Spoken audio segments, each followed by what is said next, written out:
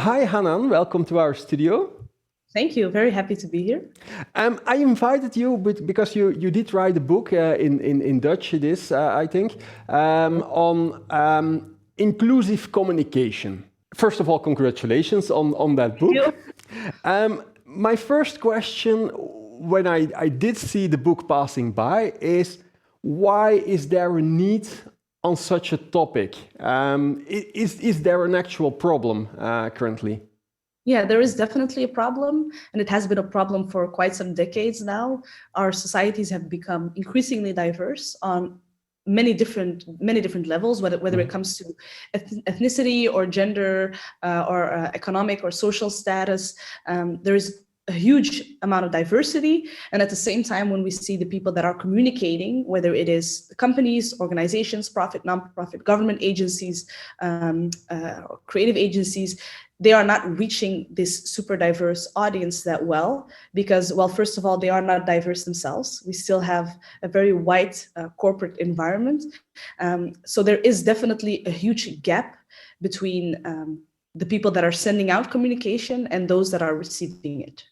And why do you think that is? Because, yeah, and I also need to be honest, you see companies making some effort by putting in a black person in their commercials. It sometimes feels a bit artificial that by the side, but is there still a stigma? Are they still afraid of doing that? No, the thing is when it comes to diversity in imaging, in the visual representation, there has already been quite some efforts. There have been quite some efforts. There is some movement in that area. As you're saying, sometimes it looks a little fake because sometimes that's the only thing that brands are doing. They are just communicating in a diverse way when it comes to their images, but their language is not diverse. They don't understand these different communities. It sounds fake because sometimes it actually is a little bit fake and it loses the authenticity in a message. So there is a necessity, not when it comes to imaging, because I think that we are living in a time where people are realizing that it's not okay anymore to create a poster with 10 people and they're all 10 white people, for example. So that is definitely a realization, but there is diversity. There are so many more possibilities and so many more steps that need to be taken. For example, you can go for a diverse image and it can look very fake because it's not real. People are still photoshopping colors on people. People are still photoshopping hands black, for example, or legs or anything to make it look diverse. And it's not even a diverse picture that actually posed for the picture. So these are things that really need to be avoided in the future. Yeah, but you mentioned we were talking about image, but you also mentioned tone of voice and things like that. But if you're communicating, and maybe there lies the problem, I don't know, in many situations you're still broadcasting to a large audience. Yes. How do you tackle that then? Because I can imagine that I use a kind of slang from the neighborhood, for example, to include those people, but I will scare off a lot of other people if I do that. So how does that fit in a broader communication strategy? Well, of course, it's important to be accessible, meaning I can speak Dutch or I can speak English. If I'm speaking in front of an audience and they all speak English, for example, then I can speak English, or I can try to speak some kind of a Welsh accent that nobody understands, which makes it a lot less accessible, of course. So I have to make an effort to be understood by others. That is one thing. And then it's purely about language. But let's say, for example, I'm referring to cultural elements, or I'm using sayings that are very specific to my community and nobody understands what I'm saying. Well, of course, I need to be able to translate that in a more accessible way to make my language more inclusive so other people understand what I'm saying. And so that the people that understand what I'm saying, that it is a group that is way larger than it initially was. Yeah, but that also means that you need to understand those audiences. First of all, know that those audiences are an audience for you or a potential audience for you. Then understand how those communities think, how they communicate and so on. And then incorporate that into your marketing strategy. Perfect strategy there. That's exactly what you need to do. And sometimes, I know that people sometimes say, well, if I want to reach everybody, then I'm not reaching anybody. I'm just talking general language and using general words, and I don't really have an audience anymore. And my reply is always, no, you first have to define your target audience, and then go look at the diversity within that group of people. For example, let's say I'm communicating for a luxury brand and I want to reach people that have a certain income, then that is my target audience. I don't have to reach people with a lower income simply because I have to. But I have to realize that within that higher income class, there are a lot of different types of people. So how do I reach those people that are definitely belonging to my target audience, but that are diverse in many different ways? But doesn't it start then with hiring a diverse marketing team? Because if I'm a white male and I'm head of marketing, for example, I don't understand many of those audiences. Well, the lack of diversity within teams is definitely an issue. I can't lie about that. The creative agencies that we have right now lack diversity on every single level. It doesn't mean that a white marketeer can't be inclusive. That I don't believe. I think that if you are head of marketing, you don't have to give away your job to somebody else, to a person of color. I wasn't planning to. Exactly, but you can be more inclusive by, first of all, creating the right partnerships, working with people that do have expertise, that do know these target audiences better. You can do a better type of research. You can get to know those target audiences on another level. You can diversify your team. Whether they are people that work for you full-time or freelancers or creatives. So there are always temporary measures that you can take to diversify your team. But of course, a diverse team full-time working for you, that's always the end goal. Yeah, but that's exactly what I meant and wanted to go to, is that you need people who understand your audience, and you can do some research, but you can also have people who already know those communities.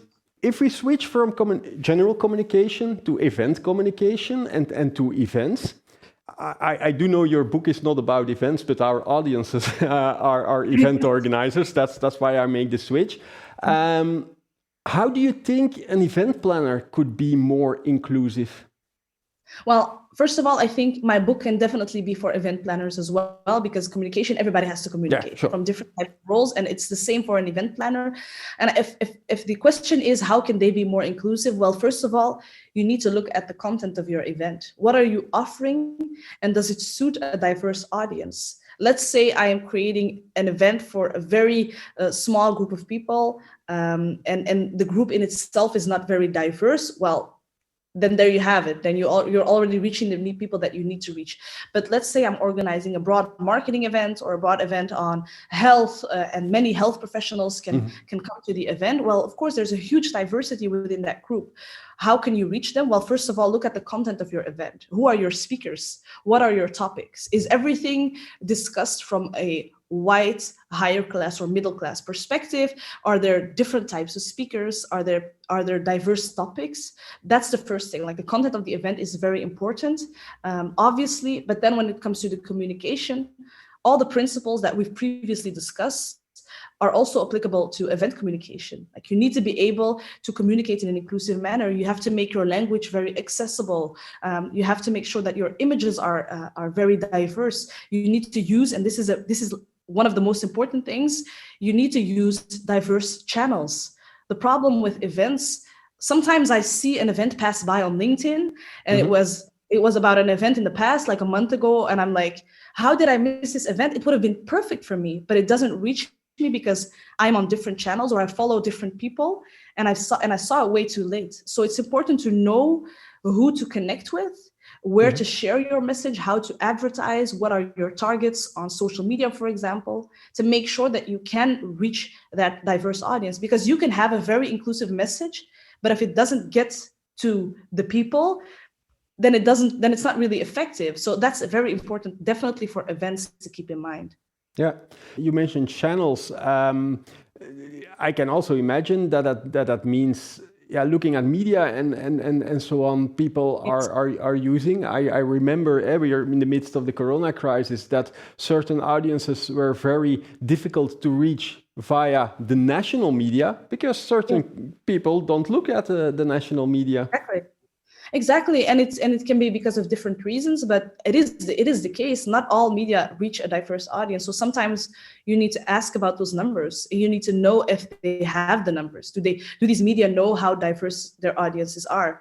If they're not, well, then you need to be able to look into alternative media, other platforms. We have social media now. You can target in many different ways. You can get to know online communities. There are so many groups, pages, online communities that are very active and that you can work with to promote your event for a diverse audience.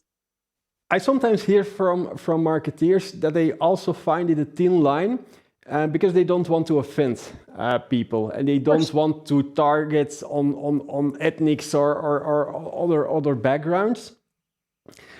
How do you make sure to stay on the right side of that thin line? It can be a thin line, but well, first of all, it's only a thin line if you don't know how to do it. That means that many marketers that, let's say I'm a marketeer, I'm a white man, and I work for an agency, and I want to reach a diverse group of women. Let's say I want to reach Black women. I can go and find all kinds of offensive targets and pages that might or might not reach Black women, but basically I'm in it without any expertise. Or I can talk to somebody that does know that community. I can talk to an influencer that is part of that community and, have a dialogue. Find out what are the targets that I can use to respectfully reach that audience, and what kind of messages do I send without saying, "Hey, you're a Black woman, please come to my event." No, you can actually, but that's basically what many marketers try to do. Well, you can actually use shared interests.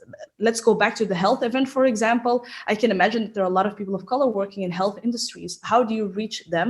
Well, first of all, they have a shared background with all the other people. Namely, they work in health. So try to use that as a shared value. And it's a great way to start to get to know that audience. And working with others is always a great idea. Yeah. Okay, Hanan, thank you really much for sharing your insights on the topic. For our Dutch readers, for our Dutch viewers, we will put the link to your book below the video. Will it also come out in English? I'm working on it. Okay, so my editor is working on it. Okay, but that's great news. So for our English viewers, keep an eye on the book. I really recommend it. So thank you very much for being here. Thank you. It was my pleasure. And you at home, thank you for watching our show. I hope to see you next week.